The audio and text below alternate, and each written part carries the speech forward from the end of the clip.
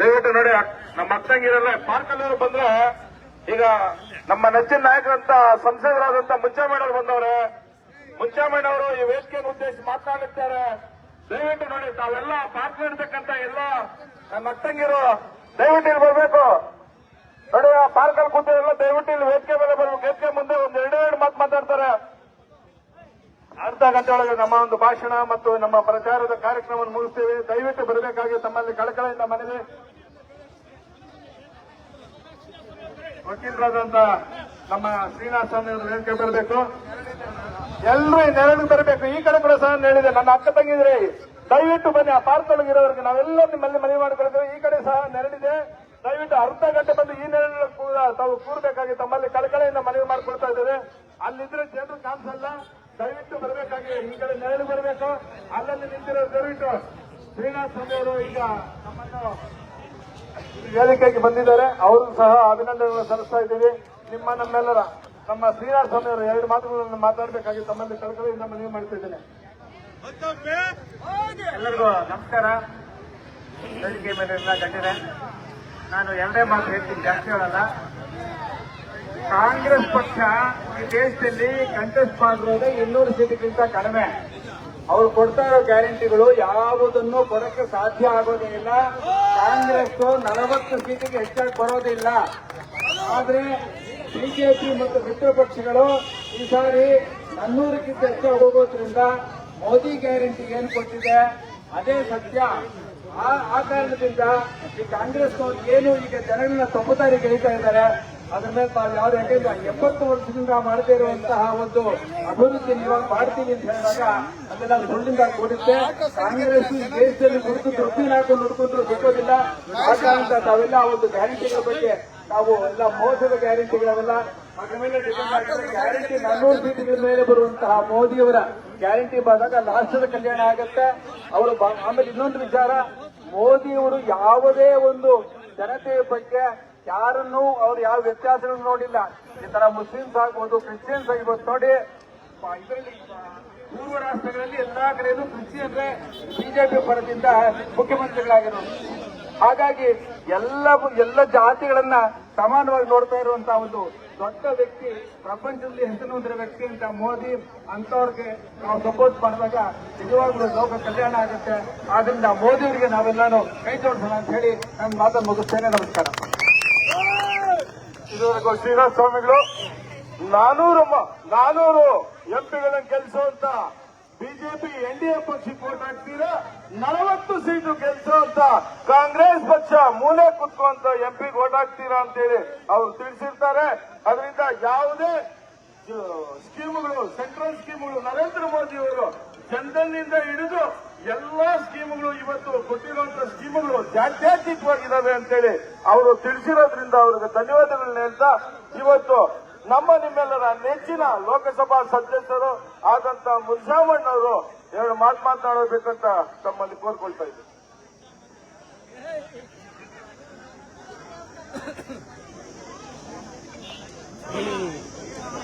ಎರಡೆರಡು ಮಾತಾಡ್ಬೇಕಂತೆ ಸಾಕಾ? ಈ ಬಿಸಿಲಲ್ಲಿ ನೆಳಕ್ ಬಂದ್ಬಿಟ್ರೆ ಹೇಳ್ತೀನಿ, ಆಟದ ಪಕ್ಕದಲ್ಲಿ ಬಂದ್ಬಿಟ್ರೆ ಪರವಾಗಿಲ್ಲ, ಕೇಳಿಸ್ಕೊಂಡ್ರೆ ಸಾಕು. ಸೌಂಡ್ ಕೊಡಪ್ಪ ಇಲ್ಲಿ ಸ್ವಲ್ಪ, ಅಷ್ಟೇನಾ ಸೌಂಡು? ಜೈ ಬೋಲೋ ಭಾರತ್ ಮಾತಾ ಕಿ, ಭಾರತೀಯ ಜನತಾ ಪಾರ್ಟಿಗೆ, ನರೇಂದ್ರ ಮೋದಿಜಿ ಅವರಿಗೆ, ದೇವೇಗೌಡರಿಗೆ, ಯಡಿಯೂರಪ್ಪನವ್ರಿಗೆ, ಕುಮಾರಣ್ಣವ್ರಿಗೆ, ವಿಜೇಂದ್ರ ಅವರಿಗೆ, ಕೃಷ್ಣಾರೆಡ್ಡಿ, ವೇಣುಗೋಪಾಲ್ ಅವರಿಗೆ, ಮಲ್ಲೇಶ್ ಅವರಿಗೆ, ನಮ್ಮ ಧನ್ಯವಾದ ರೈತ ಮಹಿಳೆಗೆ, ನಿಮ್ಗೆ ಜೈ ಶ್ರೀರಾಮ್, ಜೈ ಶ್ರೀರಾಮ್, ರಾಮ ಲಕ್ಷ್ಮಣ ಜಾನಕಿ, ರಾಮ ಲಕ್ಷ್ಮಣ ಜಾನಕಿ, ಜೈ ಶ್ರೀರಾಮ್. ಶಿವರೆಡ್ಡಿ, ಆಂಜನೇಯ ನಿಮ್ಗೂ ಸೇರ್ಸಿದೆ ಹೇಳಿರೋದು, ನೀವೆಲ್ಲ ಜೋರಾಗಿ ಹೇಳ್ತೀರಿ ಅಂತ ಹೇಳಿ ಎಲ್ಲ ಬಾಯಿಗೆ ಮುಚ್ಕೊಂಡ್ರೆ ಊಟಕ್ಕೆ ಹೋಗ್ಬೇಕಲ್ಲ ಈಗ, ಅದಕ್ಕೆ ಸ್ವಲ್ಪ ಜೋರಾಗಿರ್ಬೇಕು. ಬಂಧುಗಳೇ, ಈ ದಿನ ಏನು ನಮ್ಮ ಎನ್ಡಿಎ ಮೈತ್ರಿಕೂಟದ ಅಭ್ಯರ್ಥಿಯಾದಂತ ಮಲ್ಲೇಶ್ ಬಾಬುರವರ ಪರವಾಗಿ ಇವತ್ತು ಈ ಭಾಗದ ಅಭಿವೃದ್ಧಿ ಅಧಿಕಾರಿಗಳು 2 ಬಾರಿ ಶಾಸಕರಾಗಿ ಚಿಂತಾಮಣಿಯನ್ನ ಡೆವಲಪ್ಮೆಂಟ್ ಮಾಡಿರ್ತಕ್ಕಂಥ ಕೃಷ್ಣಾರೆಡ್ಡಿ ಅಣ್ಣವರು ಮತ್ತೆ ನಮ್ಮ ಈ ಭಾಗದ ಸಮಾಜ ಸೇವಕರಾಗಿ ಯಾವುದು ಜಾತಿ ಮತ ಇನ್ನೊಂದು ಮತ್ತೊಂದಂತ ನೋಡಿದ್ರೆ ಯಾವುದೇ ಜನ ಕಷ್ಟ ಅಂತ ಬಂದ್ರೇನು ಸುಮಾರು 10 ಕೋಟಿ ಖರ್ಚು ಮಾಡಿ ಆಪರೇಷನ್ಗಳು ಇನ್ನೊಂದು ಮತ್ತೊಂದು ಮಾಡಿ ಜನಸೇವೆ ಮಾಡಿರ್ತಕ್ಕಂಥ ಗೋಪಿಯಣ್ಣವರೇ, ಗೋಪಿರ್ತಕ್ಕಂಥ ನಮ್ಮ ಹಿರಿಯ ವಕೀಲರಾದಂತ ಶ್ರೀನಾಥ್ ಅವರೇ, ರಾಜಶೇಖರ್ ರೆಡ್ಡಿರವರೇ, ನಮ್ಮ ವೇದಿಕೆ ಮುಂಭಾಗದಲ್ಲಿರ್ತಕ್ಕಂಥ ಎಲ್ಲ ನಮ್ಮ ಭಾರತೀಯ ಜನತಾ ಪಾರ್ಟಿ ಮತ್ತೆ ಜೆಡಿಎಸ್ ಪಕ್ಷದ ಎಲ್ಲ ಮುಖಂಡರುಗಳೇ, ಅಕ್ಕ ತಂಗಿಯರೇ, ಅಣ್ಣ ತಮ್ಮಂದಿರೇ, ಮಾಧ್ಯಮದ ಮಿತ್ರರೇ,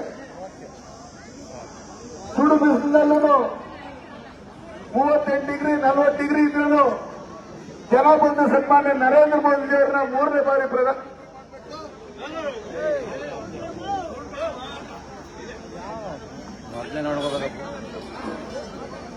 ಬಾರಿ ಪ್ರಧಾನಮಂತ್ರಿ ಮಾಡಬೇಕು. ನಮ್ಮ ಕೋಲಾರ ಲೋಕಸಭಾ ಕ್ಷೇತ್ರದಿಂದಾನು ನಮ್ಮ ಮಲ್ಲೇಶ್ ಬಾಬು ಏನು ತೆನೆವಚ್ಚ ರೈತ ಮಹಿಳೆ ಗುರುತಿಗೆ ನಿಂತಿದ್ದಾರೆ, ಅವ್ರಿಗೆ ಓಟ್ ಹಾಕಿ ಗೆಲ್ಸ್ಬೇಕು ಅಂತ ಹೇಳಿ ನೀವು ಸುಡು ಬಿಸಿಲಿನಲ್ಲಿ ಪ್ರಚಾರ ಮಾಡ್ತಾ ಇರ್ತಕ್ಕಂಥವ್ರು ನೋಡಿದ್ರೆ ಕಾಂಗ್ರೆಸ್ ಅವರು ಹೋಗಿ ಎಲ್ಲ ಮನೆ ಸೇರ್ಕೊಂಡ್ಬಿಟ್ಟವ್ರು. ಅವ್ರಿಗೆ ಬಿಸಿಲು ಹೊರಗಡೆ ಬಂದ್ರೆ ಆಗಲ್ಲ ಅನ್ನೋ ಲೆಕ್ಕದಲ್ಲಿ. ಯಾಕಂದ್ರೆ 60 ವರ್ಷ ಈ ದೇಶ ನಾಡಿ ನಮ್ಮಲ್ಲಿ SC ST ಹಿಂದೂಗಳು ಮುಸ್ಲಿಮ್ಸ್ ಅಂತ ಹೇಳಿ ಡಿವೈಡ್ ಮಾಡಿ ಈ ದೇಶವನ್ನ ಇರ್ತಕ್ಕಂಥ ಸಂಪತ್ತನ್ನ ಎಲ್ಲ ಹಾಳು ಮಾಡಿರ್ತಕ್ಕಂಥವ್ರು ಈ ಕಾಂಗ್ರೆಸ್ನವರು. ಇವತ್ತು ಸನ್ಮಾನ್ಯ ನರೇಂದ್ರ ಮೋದಿಜಿಯವರು ಪ್ರಧಾನಮಂತ್ರಿ ಆಗಿದ್ದಾದ್ಮೇಲೆ ಈ ದೇಶದಲ್ಲಿರ್ತಕ್ಕಂಥ 140 ಕೋಟಿ ಜನರು ನನ್ನ ಕುಟುಂಬ ಅಂತ ಹೇಳಿ ಭಾವಿಸಿದ್ದಾರೆ. ಅದು ಹಿಂದೂ ಆಗಿರ್ಬೋದು, ಮುಸ್ಲಿಮ್ಸ್ ಆಗಿರ್ಬೋದು, ಕ್ರೈಸ್ತ ಆಗಿರ್ಬೋದು, ಯಾವುದೇ ಒಂದು ಯೋಜನೆಗಳನ್ನ ಕೊಟ್ಟಾಗ ಸನ್ಮಾನ್ಯ ನರೇಂದ್ರ ಮೋದಿಯವರು ದೇಶಕ್ಕೆ ನನ್ನ ಕುಟುಂಬ ಅಂತ ಹೇಳಿ ಯೋಜನೆ ಕೊಟ್ಟಿದ್ದಾರೆ ಹೊರತು ಜಾತಿಗಳ ಮಕ್ಕಳಿಗೆ ವಿಷ ಬೀಜ ಬಿತ್ತಂತ ಕೆಲಸ ಮಾಡಿಲ್ಲ. ಬಂದ್ರೆ ಇವತ್ತೇನು ನಾವಿಲ್ಲಿ ಜೀವಂತವಾಗಿ ಬದುಕಿದ್ದೀರಿ, ಆರೋಗ್ಯವಾಗಿದ್ದೀರಿ, ಇದಕ್ಕೆ ಸನ್ಮಾನ್ಯ ನರೇಂದ್ರ ಮೋದಿ ಪ್ರಧಾನಮಂತ್ರಿ ಆದ್ಮೇಲೆ ಇಡೀ ಪ್ರಪಂಚಕ್ಕೆ ಕರೋನಾ ಬಂದಂತ ಸಂದರ್ಭದಲ್ಲಿ ಸಿದ್ದರಾಮಯ್ಯನವರಿಂದ ಹಿಡಿದು ರಾಹುಲ್ ಗಾಂಧಿ ಅವರಿಂದ ಹಿಡಿದು ಇಲ್ಲಿ ಶಾಸಕರ ಮಂತ್ರಿಗಳಾಗಿರ್ತಕ್ಕಂಥ ಸುಧಾಕರ್ ಅವರಿಂದ ಹಿಡಿದು ನಮಗೂ ಎಲ್ಲರಿಗೂ ಕರೋನಾ ಇಂಜೆಕ್ಷನ್ ಫ್ರೀ ಆಗಿ ಕೊಟ್ಟಿರ್ತಕ್ಕಂಥದ್ದು ಸನ್ಮಾನ್ಯ ನರೇಂದ್ರ ಮೋದಿಜಿಯವರು.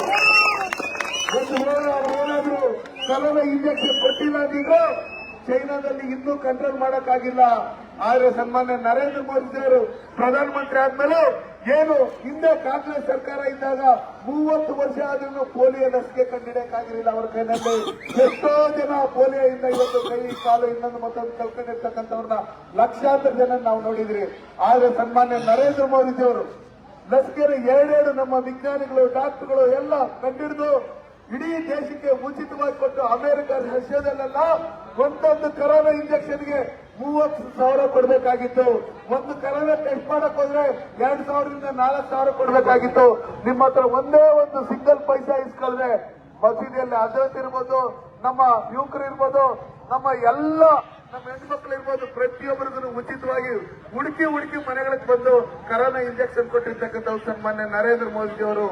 ನಮ್ಮ ಕರೋನಾ ಟೈಮಲ್ಲಿ ಕೆಲಸಗಳಿಲ್ಲ, ಎಲ್ಲ ಮನೆಯಲ್ಲೇ ಇರ್ತಾರೆ, ಏನ್ ಮಾಡೋದು, ಹಸುವಿನಿಂದ ತೊಂದರೆ ಹಾಕುದು ಅಂತ ಹೇಳಿ ಗರೀಬ್ ಅನ್ನಭಾಗ್ಯ ಯೋಜನೆಯಲ್ಲಿ ಪ್ರಧಾನಮಂತ್ರಿ ಗರೀಬ್ ಅನ್ನಭಾಗ್ಯ ಯೋಜನೆಯಲ್ಲಿ ಒಬ್ಬರಿದ್ರೆ ಮನೆಯಲ್ಲಿ 10 ಕೆಜಿ, 5 ಜನ ಇದ್ರೆ 50 ಕೆಜಿ, 10 ಜನ ಇದ್ರೆ 100 ಕೆಜಿ ಉಚಿತವಾಗಿ 32 ತಿಂಗಳು ಫ್ರೀಯಾಗಿ ಅಕ್ಕಿ ಕೊಟ್ಟಿರ್ತಕ್ಕಂಥದ್ದು ಸನ್ಮಾನ್ಯ ನರೇಂದ್ರ ಮೋದಿಜಿಯವರು. ಅದರಲ್ಲೂ ಹಿಂದೂ ಮುಸ್ಲಿಮ್ಸ್ ಅಂತ ಏನು ನೋಡಿಲ್ಲ, ಈ ದೇಶದಲ್ಲಿರ್ತಕ್ಕಂಥ ಪ್ರತಿಯೊಬ್ಬರಿಗೂ ಸನ್ಮಾನ್ಯ ನರೇಂದ್ರ ಮೋದಿಜಿಯವರು ಅಕ್ಕಿ ಕೊಡ್ತಾ ಇದ್ದಾರೆ. ಇವತ್ತು ಕೇಂದ್ರದಿಂದ ಕೊಡ್ತಾ ಇರ್ತಕ್ಕಂಥದ್ದು 5 ಕೆಜಿ ಅಕ್ಕಿ ಸನ್ಮಾನ್ಯ ನರೇಂದ್ರ ಮೋದಿಜಿಯವರು. ಇವತ್ತು ಏನು ಕಾಂಗ್ರೆಸ್ ಸರ್ಕಾರ ಇವತ್ತು ಜಂಬು ಅಂತ ಹೇಳಿ ಪೇಪರ್ಗಳಲ್ಲಿ ನೋಡ್ತಾ ಇದೆ, ಅವರು ಕರ್ನಾಟಕಕ್ಕೆ ನಮ್ಮ ಚಿಂತಾಮಣಿ ಜನಕ್ಕೆ ತೊಳ್ಕೊಳ್ಳಕ್ಕೂ ನೀರಿಲ್ಲ, ಗಾಳಿ ಚೆಂಬು ಕೊಟ್ಟವ್ರೆ ಇವತ್ತು ಅವರು. ಅದಕ್ಕೋಸ್ಕರ ನಾನು ನಿಮ್ಗೆ ಹೇಳೋದಿದ್ರೆ ಇವತ್ತು ಸನ್ಮಾನ್ಯ ನರೇಂದ್ರ ಮೋದಿ ಅವರು ಹೆಣ್ಮಕ್ಳು ಮಾನ ಪ್ರಾಣ ಕಾಪಾಡಬೇಕಂತ ಹೇಳಿ ಚಿಂತಾಮಣಿ ತಾಲೂಕು ಒಂದೇ ತಾಲೂಕಲ್ಲಿ 27,000 ಟಾಯ್ಲೆಟ್ಗಳನ್ನ ಫ್ರೀಯಾಗಿ 15,000 18,000 ಪಂಚಾಯತ್ಗಳಲ್ಲಿ ನಗರಸಭೆಗಳಲ್ಲಿ ಕೊಟ್ಟು ಟಾಯ್ಲೆಟ್ಗಳನ್ನ ಕೊಟ್ಟಿರ್ತಕ್ಕಂಥವ್ರು ಸನ್ಮಾನ್ಯ ನರೇಂದ್ರ ಮೋದಿಜಿಯವರು. ಇದಾದ್ಮೇಲೆ ನಮ್ಮಲ್ಲಿ ಏನು ಸ್ವಚ್ಛ ಸಂಕೀರ್ಣ ಯೋಜನೆಯಲ್ಲಿ ಕಸ ವಿಲೇವಾರಿಗೆ ಘಟಕ ಕೊಟ್ಟಿರ್ತಕ್ಕಂಥ ಸನ್ಮಾನ್ಯ ನರೇಂದ್ರ ಮೋದಿಜಿಯವರು. ಇವತ್ತೇನು ನಮ್ಮ ಚಿಕ್ಕಬಳ್ಳಾಪುರದಿಂದ ಶಿಡ್ಲಘಟ್ಟದಿಂದ ಚಿಂತಾಮಣಿಯಿಂದ ಶ್ರೀನಿವಾಸಪುರದಿಂದ ಮುಳಬಾಗಿಲಿಗೆ 2 ಪಥದ ರಸ್ತೆಯನ್ನ 4 ಪಥದ ರಸ್ತೆ ಮಾಡಬೇಕಂತೇಳಿ ಅದಕ್ಕೆ 1800 ಕೋಟಿ ಹಣ ಕೊಟ್ಟಿರ್ತಕ್ಕಂಥದ್ದು ಸನ್ಮಾನ್ಯ ನರೇಂದ್ರ ಮೋದಿ ಅವರ ಸರ್ಕಾರ. ಅದೇ ರೀತಿಯಲ್ಲಿ ಇವತ್ತು ಚಿಂತಾಮಣಿ ಡೆವಲಪ್ಮೆಂಟ್ ಆಗೋದಕ್ಕೆ ಏನು ಕೃಷ್ಣಾರೆಡ್ಡಿ ಅಣ್ಣವರು ಶಾಸಕರಾಗಿದ್ರು, ಉಪಸಭಾಪತಿಗಳಾಗಿದ್ರು. ಅಂತ ಸಂದರ್ಭದಲ್ಲಿ ಇಲ್ಲಿಗೆ ಹಣ ತಗೊಂಡ್ಬಂದು ಸಮ್ಮಿಶ್ರ ಸರ್ಕಾರ ಇದ್ದಂತ ಸಂದರ್ಭದಲ್ಲಿ ಡೆವಲಪ್ಮೆಂಟ್ ಮಾಡಿರ್ತಕ್ಕಂಥದ್ದು. ಇವತ್ತು ಪ್ರಧಾನಮಂತ್ರಿ ಆವಾಸ್ ಯೋಜನೆಯಲ್ಲಿ ಫ್ರೀಯಾಗಿ ಮನೆಗಳನ್ನ ಕೊಟ್ಟಿರ್ತಕ್ಕಂಥದ್ದು. ಹಳ್ಳಿಯಲ್ಲಿ ಮನೆಗೂ ನಲ್ಲಿ ಮುಖಾಂತರ ಶುದ್ಧ ನೀರು ಕೊಡ್ಬೇಕಂತೇಳಿ ಜಲ್ ಜೀವನ್ ಮಿಷನ್ ಅಲ್ಲಿ 1880 ಕೋಟಿ ಹಣ ಕೊಟ್ಟು ಇವತ್ತು ಪ್ರತಿ ಮನೆಗಳಿಗೂ ಏನು ನಲ್ಲಿ ಕಲೆಕ್ಷನ್ ಕೊಡ್ತಾ ಇದ್ದಾರೆ. ಅದು ಸನ್ಮಾನ್ಯ ನರೇಂದ್ರ ಮೋದಿ ಅವರು ನೀವು ನಮಗೆ ಓಟ್ ಹಾಕಿ ಗೆದ್ದಿದ್ದಾರೆ ನಾವು ತಗೊಂಡ್ಬಂದಿರ್ತಕ್ಕಂಥದ್ದು.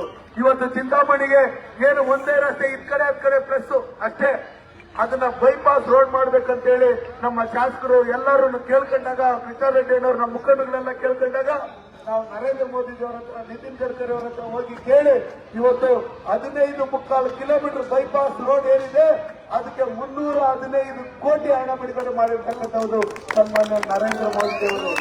ಅದಕ್ಕೋಸ್ಕರ ಬಂದ್ರೆ ನೀವು ನೋಡ್ತಾ ಇದ್ದೀರಿ, ಈ ಕಾಂಗ್ರೆಸ್ ಸರ್ಕಾರ ಬಂದ್ಮೇಲೆ ಕರ್ನಾಟಕದಲ್ಲಿ ಭ್ರಷ್ಟಾಚಾರ ತುಂಬಿ ತುಳುಕ್ತಾ ಇದೆ. ಈ ಭ್ರಷ್ಟಾಚಾರ ಜಾಸ್ತಿ ಆದಷ್ಟು ಆ ಮಳೆರಾಯನಿಗೂ ಕೋಪ ಬಂದು ಇವರು ಸರ್ಕಾರ ತೊಲಗಬೇಕಂತೇಳಿ ಒಂದೇ ಒಂದಲ್ಲಿ ನೀರು ಇಲ್ಲ. ಎಲ್ಲಾ ಕೆರೆಗಳಲ್ಲೂ ನೀರು ಖಾಲಿ ಆಗ್ಬಿಟ್ಟಿದೆ, ಕುಂಟೆಯಲ್ಲೂ ನೀರು ಖಾಲಿ ಆಗ್ಬಿಟ್ಟಿದೆ. ಕುಡಿಯಕ್ಕೂ ನೀರು ಕೊಟ್ಟಿಲ್ಲ. ಬೆಂಗಳೂರು ಜನಕ್ಕೂ ಚೆಂಬು ಕೊಟ್ಟಿದ್ದಾರೆ, ಚಿಂತಾಮಣಿ ಜನಕ್ಕೂ ಚೆಂಬು ಕೊಟ್ಟಿದ್ದಾರೆ.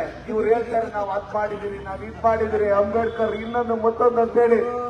ನಿಜವಾಗ್ಲೂ ಅಂಬೇಡ್ಕರ್ ಮೋಸ ಮಾಡಿರ್ತಕ್ಕಂಥದ್ದು ಕಾಂಗ್ರೆಸ್ ಅವರು. ನಿಜವಾಗ್ಲೂ ಅಂಬೇಡ್ಕರ್ನ ಸೋಲ್ಬೇಕಂತೇಳಿ ನೆಹರು ಅವರವರು ಪ್ರಧಾನಮಂತ್ರಿ ಆಗಿದ್ದಾಗ 2 ಬಾರಿ ಹೋಗಿ ಅಂಬೇಡ್ಕರ್ ವಿರುದ್ಧವಾಗಿ ಚುನಾವಣಾ ಪ್ರಚಾರ ಮಾಡಿ ಸೋಲಿಸಿರ್ತಕ್ಕಂಥ ಖಳನಾಯಕರು ಈ ಕಾಂಗ್ರೆಸ್ ಅವರು. ನಾನು ಇಲ್ಲಿರ್ತಕ್ಕಂಥ ಮುಸಲ್ಮಾನ್ ನಮ್ಮ ಹೆಣ್ಮಕ್ಳಿಗೆ, ಹಿಂದೂ ಹೆಣ್ಮಕ್ಳಿಗೆ ಪ್ರತಿಯೊಬ್ಬರಿಗೂ ಹೇಳ್ತೀನಿ ನಾನು, ಇವತ್ತು ತ್ರಿಬಲ್ ತಲಾಕ್ ಏನಿತ್ತು, ಮುಸ್ಲಿಂ ಹೆಣ್ಮಕ್ಳು ಯಾವುದೇ ಮನೆಯಲ್ಲಿ ಮದುವೆ ಮಾಡ್ಕೊಳ್ಬೇಕಂದ್ರೆ ವಯಸ್ಸಾಗಿರ್ತಕ್ಕಂಥ ತಂದೆ ತಾಯಿ ಆ ಗಂಡಿಗೆ ಒಂದು ಸ್ಪೂನಿಂದ ಹಿಡಿದು, ಚೆಂಬಿಂದ ಹಿಡಿದು, ಗ್ಲಾಸಿಂದ ಹಿಡಿದು, ಹಾಸಿಗೆಯಿಂದ ಹಿಡಿದು, ಮಂಚದಿಂದ ಹಿಡಿದು ಬಿರಿಯಾನಿ ಗಿರಿಯಾನಿ ಇನ್ನೊಂದು ಮತ್ತೊಂದು ಮಾಡಿ ಮದುವೆ ಮಾಡ್ಕೊಡ್ಬೇಕಾಗಿತ್ತು. ಇವತ್ತು ಎಷ್ಟೊಂದು ಜನ ಮುಸ್ಲಿಮ್ಸ್ ಗಂಡ್ಮಕ್ಳು ಚೆನ್ನಾಗಿ ನೋಡ್ಕೊತಾರೆ ಹೆಣ್ಮಕ್ಳನ್ನ. ಕೆಲವ್ರು ಏನ್ ಮಾಡ್ತಾ ಇದ್ರು ಅಂದ್ರೆ ಬಟ್ಟೆ ಬದಲಾಯಿಸ್ತಾ ಇದ್ರು ಹೆಣ್ಮಕ್ಳನ್ನ. ಅವರು ಮದುವೆ ಮಾಡ್ಕೊಂಡು 2 ಮಕ್ಕಳಾದ್ಮೇಲೆ ತಲಾಕ್ ಅಂತ ಫೋನಲ್ಲೇ ಹೇಳ್ಬಿಡೋರು. ಅದಕ್ಕೆ ಸನ್ಮಾನ್ಯ ನರೇಂದ್ರ ಮೋದಿ ಅವರು ಹೇಳಿದ್ರು, ನಮ್ಮ ಹೆಣ್ಮಕ್ಳು ಬೇಟಿ ಪಡಾವೋ ಬೇಟಿ ಬಚಾವೋ ಕಾರ್ಯಕ್ರಮ ತಂದಿದ್ದು ಸನ್ಮಾನ್ಯ ನರೇಂದ್ರ ಮೋದಿ ಅವರು. ನಮ್ಮ ಹೆಣ್ಮಕ್ಳು ಆರೋಗ್ಯವಾಗಿರ್ಬೇಕು, ಅವ್ರ ನೆಮ್ಮದಿಯಾಗಿರ್ಬೇಕು, ಅವ್ರ ಬಟ್ಟೆ ಬದಲಾಯಿಸ್ಕೊಡ್ದು ಅಂತ ಹೇಳಿ ನಮ್ಮ ಹೆಣ್ಮಕ್ಳಿಗೆ ನೀನ್ ತಲಾಕ್ ಅಂತ ಫೋನಲ್ಲಿ ಹೇಳ್ತೀಯಲ್ಲ, ಎಲ್ಲ ಹೈದರಾಬಾದ್ ದುಬೈಗೆ ಕೆಲ್ಸಕ್ಕೆ ಹೋಗ್ಬಿಟ್ಟು 1 ತಿಂಗಳು 2 ತಿಂಗಳು ಕಾಸು ಕಳ್ಸ್ಬಿಟ್ಟು ಮಕ್ಕಳನ್ನ ಸ್ಕೂಲ್ ಸೇರ್ಸಿರ್ತೀರಿ. ಏನೋ ನಮ್ಮ ಹೆಣ್ಮಕ್ಳು ದುಬೈಯಲ್ಲಿ ಕೆಲಸ ಮಾಡ್ತಾರೆ, ಸ್ಕೂಲ್ಗೆಲ್ಲ ಪ್ರೈವೇಟ್ ಸೇರ್ಸಿರ್ತೀರಿ.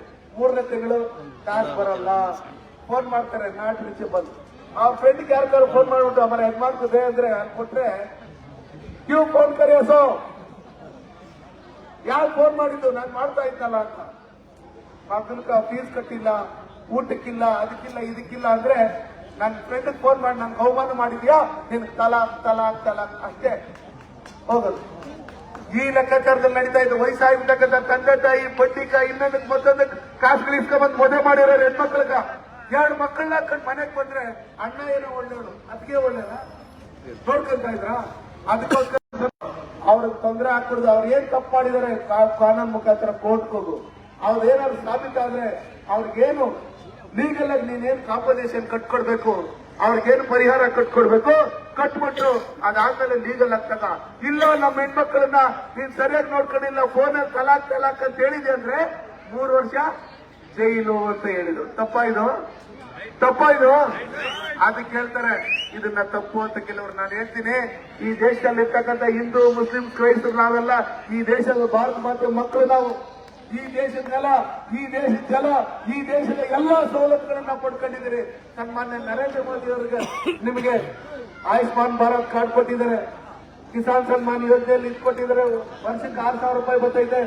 ನಮ್ಮಲ್ಲಿ ಗರೀಬ್ ಅನ್ನಭಾಗ್ಯ ಯೋಜನೆಯಲ್ಲಿ ಅಕ್ಕಿ ಕೊಟ್ಟಿದ್ದಾರೆ, ನಮ್ಮಲ್ಲಿ ಕರೋನಾ ಇಂಜೆಕ್ಷನ್ ಕೊಟ್ಟಿದ್ದಾರೆ, ಪ್ರಧಾನಮಂತ್ರಿ ಗ್ರಾಮ ಸಡಕ್ ಯೋಜನೆಯಲ್ಲಿ ರಸ್ತೆಗಳು ಮಾಡಿದ್ದೀರಿ, ಟಾಯ್ಲೆಟ್ಗಳನ್ನು ಕೊಟ್ಟಿದ್ದೀರಿ, ಹೆಣ್ಮಕ್ಳು ಬೇಟಿ ಪಡೋ ಬೇಟಿ ಬಚಾವೋ ಇದರಲ್ಲಿ ಉಚಿತವಾಗಿ ಓದೋದಕ್ಕೆ ಅನುಕೂಲ ಮಾಡಿಕೊಟ್ಟಿದ್ರಿ, ಮುದ್ರಾ ಯೋಜನೆಯಲ್ಲಿ ಲೋನ್ ಕೊಟ್ಟಿದ್ರಿ, PM ಸ್ವಾನಿಧಿಯಲ್ಲಿ ಫುಟ್ಪಾತ್ ಅಲ್ಲಿ ನಿಂತ್ಕೊಂಡಿರ್ತಾರೆ ಅಂಗಡಿಗಳವರೆಗೂ ದುಡ್ಡು ಕೊಟ್ಟಿದ್ರಿ, ವಿಶ್ವಕರ್ಮ ಯೋಜನೆಯಲ್ಲಿ 12 ಪುಸ್ತಕ ಕುಲ್ಕಸ್ ಬಿಟ್ಕೊಂಡಿರ್ತಕ್ಕಂಥವ್ರಿಗೆ 1 ಲಕ್ಷದವರೆಗೂ ಉಚಿತವಾಗಿ ಯಾವುದೇ ಸೂಟಿ ಇಲ್ಲದೆ ಹಣ ಕೊಟ್ಟಿದ್ರಿ.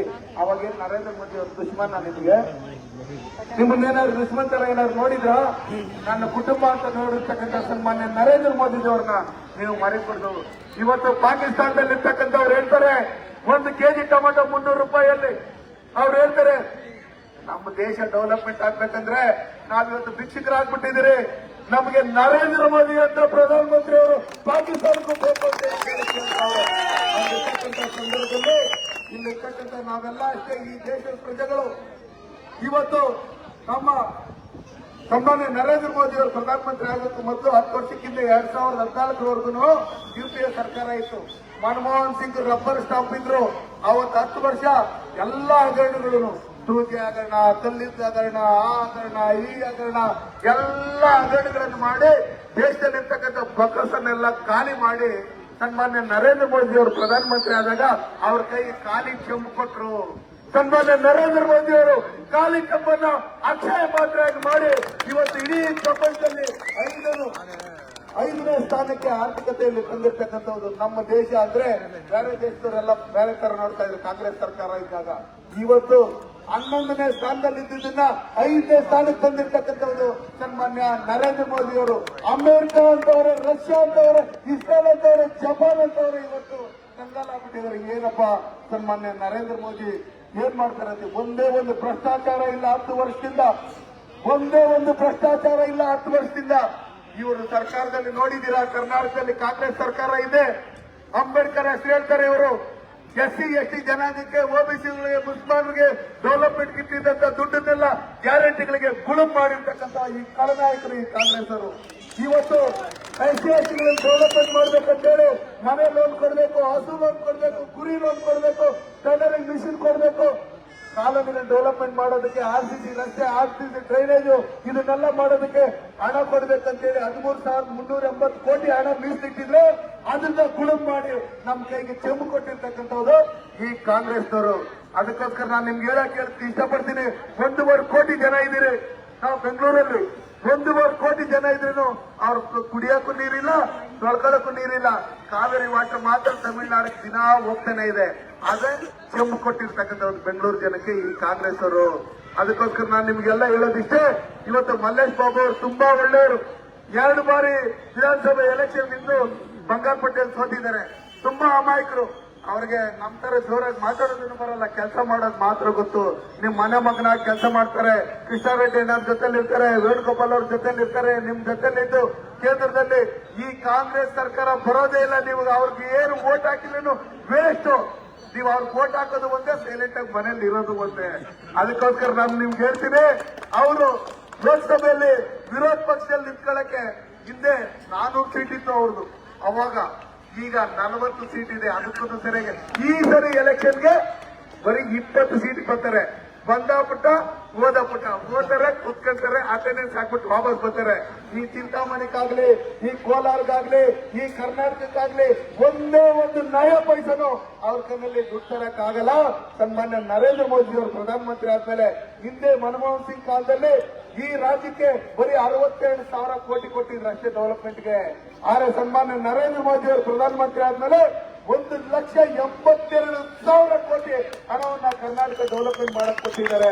ಇವತ್ತು ನಾನು ಹೇಳಕ್ ಇಷ್ಟಪಡ್ತೀನಿ, ನಾವ್ ಹೇಳ್ತೀರಿ ಕಿಸಾನ್ ಸನ್ಮಾನ್ ಯೋಜನೆ ಕೊಟ್ಟಿರ್ತಕ್ಕಂಥ ಸನ್ಮಾನ್ಯ ನರೇಂದ್ರ ಮೋದಿ ಅವರು, ಆಯುಷ್ಮಾನ್ ಭಾರತ್ ಕಾರ್ಡ್ ಕೊಟ್ಟಿರ್ತಕ್ಕಂಥ ಸನ್ಮಾನ್ಯ ನರೇಂದ್ರ ಮೋದಿ ಅವರು, ಕರೋನಾ ಇಂಜೆಕ್ಷನ್ ಕೊಟ್ಟಿರ್ತಕ್ಕಂಥ ಸನ್ಮಾನ್ಯ ನರೇಂದ್ರ ಮೋದಿ ಅವರು, ಮುದ್ರಾ ಯೋಜನೆ ಲೋನ್ ಕೊಟ್ಟಿರ್ತಕ್ಕಂಥ ಸನ್ಮಾನ್ಯ ನರೇಂದ್ರ ಮೋದಿ ಅವರು, ಸ್ವಚ್ಛ ಭಾರತ್ ಇದರಲ್ಲಿ ಟಾಯ್ಲೆಟ್ಗಳು ಕೊಟ್ಟಿರ್ತಕ್ಕಂಥ ಸನ್ಮಾನ್ಯ ನರೇಂದ್ರ ಮೋದಿ ಅವರು, ಪಂಚಾಯತಿ ಕಟ್ಟಡಗಳು ಕಟ್ಟಿರೋದು ಸನ್ಮಾನ್ಯ ನರೇಂದ್ರ ಮೋದಿ ಅವರು, ನಗರೋತ್ಥಾನ ಯೋಜನೆಯಲ್ಲಿ ನಾವು ಎಲ್ಲ ನಗರದಲ್ಲಿ ಡೆವಲಪ್ಮೆಂಟ್ ಮಾಡ್ತಾ ಇರ್ತಕ್ಕಂಥ ಸನ್ಮಾನ್ಯ ನರೇಂದ್ರ ಮೋದಿ ಅವರು, CC ರಸ್ತೆಗಳನ್ನು ಹಾಕಿರ್ತಕ್ಕಂಥ ಸನ್ಮಾನ್ಯ ನರೇಂದ್ರ ಮೋದಿ ಅವರು, ಬೇಟಿ ಬಚಾವೋ ಇದರಲ್ಲಿ ಹಣ ಕೊಟ್ಟಿರ್ತಕ್ಕಂಥ ಸನ್ಮಾನ್ಯ ನರೇಂದ್ರ ಮೋದಿ ಅವರು, 3 ತಲಾಖ್ ರದ್ದು ಮಾಡಿರ್ತಕ್ಕಂಥ ಸನ್ಮಾನ್ಯ ನರೇಂದ್ರ ಮೋದಿ, ಆರ್ಟಿಕಲ್ 370 ತೆಗೆದು ಜಮ್ಮು ಕಾಶ್ಮೀರದಲ್ಲಿ ಇರ್ತಕ್ಕಂಥವರೆಲ್ಲ ನೆಮ್ಮದಿಯಿಂದ ಜೀವನ ಮಾಡೋದಕ್ಕೆ ಮಾಡಿರ್ತಕ್ಕಂಥದ್ದು ಸನ್ಮಾನ್ಯ ನರೇಂದ್ರ ಮೋದಿ ಅವರು, ಅಯೋಧ್ಯೆ ರಾಮ ಮಂದಿರ ಕಟ್ಟಿರ್ತಕ್ಕಂಥ ಸನ್ಮಾನ್ಯ ನರೇಂದ್ರ ಮೋದಿ ಅವರು, ಮನೆ ಮನೆಗೂ ನಲ್ಲಿ ಮುಖಾಂತರ ನೀರು ಕೊಟ್ಟಿರ್ತಕ್ಕಂಥ ಸನ್ಮಾನ್ಯ ನರೇಂದ್ರ ಮೋದಿ ಅವರು ಇವತ್ತು ಅಂಗನವಾಡಿ ಕಟ್ಟಡಗಳಲ್ಲಿ ಅಂಗನವಾಡಿಯಲ್ಲಿ ನಮ್ಮ ಬಾಲಕಿ ಹೆಣ್ಮಕ್ಳಿಗೆ ಮೊಟ್ಟೆ ಮೊಳಕೆ ಕಾಳು